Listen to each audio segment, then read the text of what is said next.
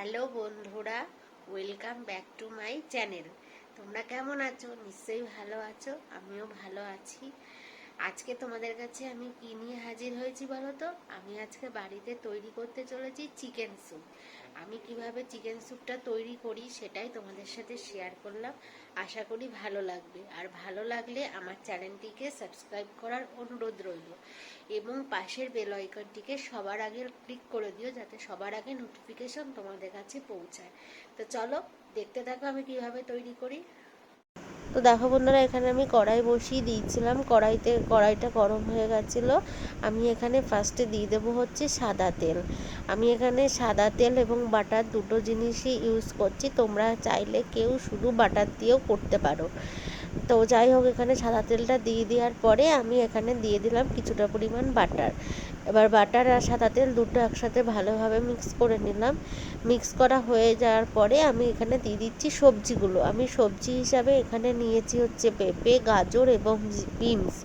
তোমরা চাইলে আরও কেউ সবজি অ্যাড করতে পারো, বাট আমি এই তিনটে সবজি নিয়েছি। নিয়ে সবজিগুলোকে দিয়ে তারপরে দিয়ে দিলাম হচ্ছে সামান্য একটুখানি আদা বাটা ও সামান্য একটুখানি রসুন বাটা।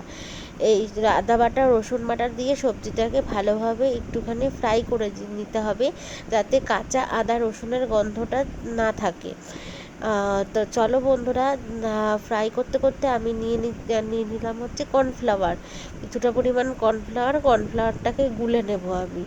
হ্যাঁ, স্যুপ মানে একটু ঘন করার জন্য কর্নফ্লাওয়ার দিতে হবে।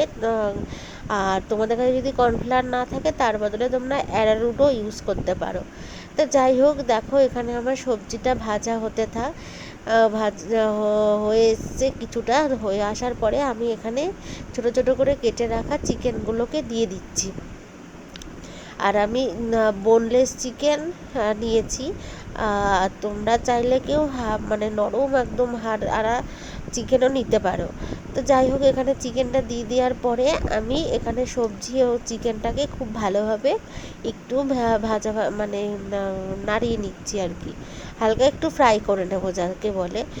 আর তাতে কাঁচা আদা রসুনের গন্ধটাও দূর হয়ে যাবে এবং ভেজিটেবিলগুলো আর চিকেনটা একটু ফ্রাই হয়ে যাবে। আর দিয়ে দিলাম আমি এখানে পরিমাণ মতন হচ্ছে লবণ দিয়ে এবার চিকেনটা এবং সবজিটা খুব ভালোভাবে ফ্রাই করতে হবে। আর দিয়ে দেবো হচ্ছে কিছুটা অল্প একটুখানি গোলমরিচের গুঁড়ো। এই সব জিনিসগুলো একসাথে মানে সবজির সাথে এবং চিকেনের সাথে ভালোভাবে মানে ভেজে নিতে হবে, যাতে সব মশলাটা ভালোভাবে মিশে যায়। তা যাই হোক, ওখানে আমার যে সবজিগুলো এবং চিকেনটা ভাজা হোক, এই পর্যায়ে আমি কর্নফ্লাওয়ারটা গুলে নিচ্ছি।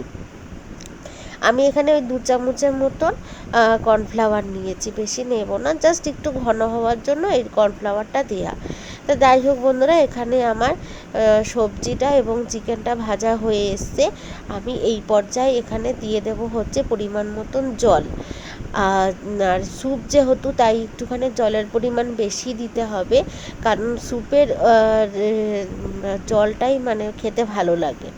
তারপরে দিয়ে দিলাম হচ্ছে গোলমরিচের গুঁড়ো দিয়ে এবার ভালোভাবে আমি ফুটতে দেব। তো দেখো বন্ধুরা, এখানে আমার স্যুপটা ফোটা আরম্ভ হয়ে গেছে। আমার সবজিগুলো এবং চিকেনটাও সিদ্ধ হয়ে এসছে।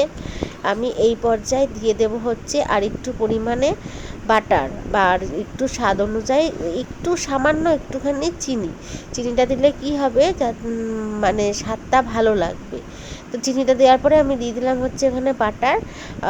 দিয়ে আমি আর একটুখানি ফুটিয়ে নামিয়ে নেব।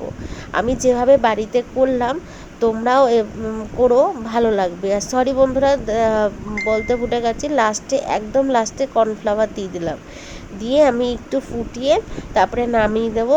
কর্নফ্লাওয়ারটা দিয়েছি তো, কর্নফ্লাওয়ার দিয়ে একটু নাড়িয়ে দিলাম, যাতে স্যুপটার সাথে ভালোভাবে মিক্স হয়ে যায় এবং স্যুপটা একটু গাঢ় ভাব চলে আসে।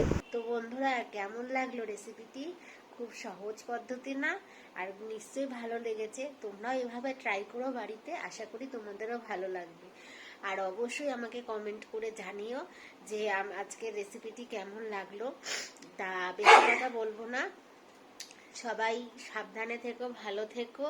Tata, good night. দেখা হবে নেক্সট কোনো ব্লগে।